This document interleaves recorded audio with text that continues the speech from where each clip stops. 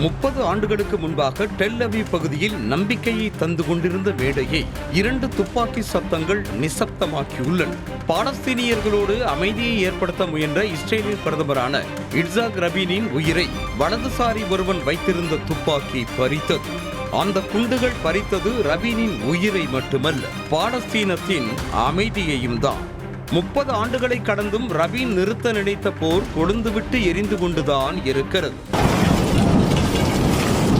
1995ஆம் ஆண்டு நவம்பர் 4ஆம் தேதி இஸ்ரேலின் பிரதமர் இட்சாக் ரபீன் டெல் அவீவ் பகுதியில் இன்றைய ரபீன் ஸ்கொயராக அறியப்படும் கிங்ஸ் ஆஃப் இஸ்ரேல் ஸ்கொயரில் நடைபெற்ற அமைதி பேரணியில் 1 லட்சத்திற்கும் மேற்பட்ட இஸ்ரேலியர்களை நோக்கி பேசிக் கொண்டிருந்தார். புல்லட் ப்ரூஃப் உடை அணிய வேண்டும் என வலியுறுத்தப்பட்டிருந்தாலும் தன் நாட்டில் உள்ளவர்களால் தன் உயிருக்கு ஆபத்தில்லை என அவர் நம்பினார்.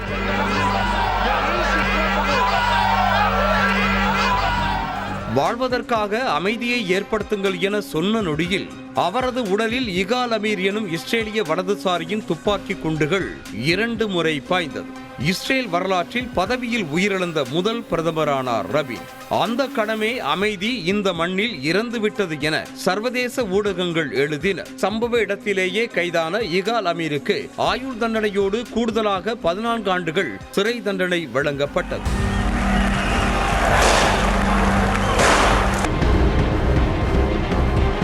ரபீன் கொல்லப்படுவதற்கு முன்பாகவே ஓஸ்லோ அமைதி ஒப்பந்தம் அமைதி முயற்சியாக உருவானது. 1993இல் நார்வேயின் ஓஸ்லோவில் நடைபெற்ற ரகசிய பேச்சுவார்த்தைகள் ஒரு வரலாற்று சிறப்புமிக்க ஒப்பந்தத்தை உருவாக்கின.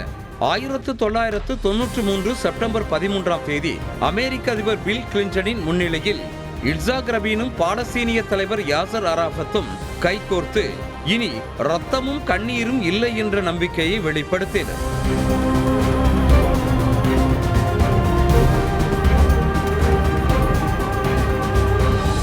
இந்த நம்பிக்கையை இருபுற பயங்கரவாதிகளின் தாக்குதல்கள், குண்டுவெடிப்புகள் உடைத்தன. ஹமாஸ் அமைப்பு ஓஸ்லோ ஒப்பந்தங்களை முற்றிலுமாக நிராகரித்தது.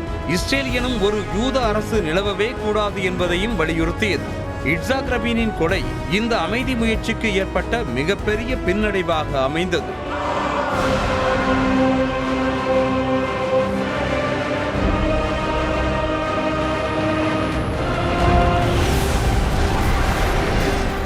(1995) இட்சாக் ரபீன் கொல்லப்பட்ட போது பெஞ்சமின் நேத்தன்யாகு இஸ்ரேலில் எதிர்க்கட்சி தலைவராக இருந்தார். ரபீனின் மரணத்திற்கு பிறகு 1996 தேர்தலில் நேத்தன்யாகு சிமோன் பெரஸை மிக நெருக்கமாக தோற்கடித்து பிரதமரானார்.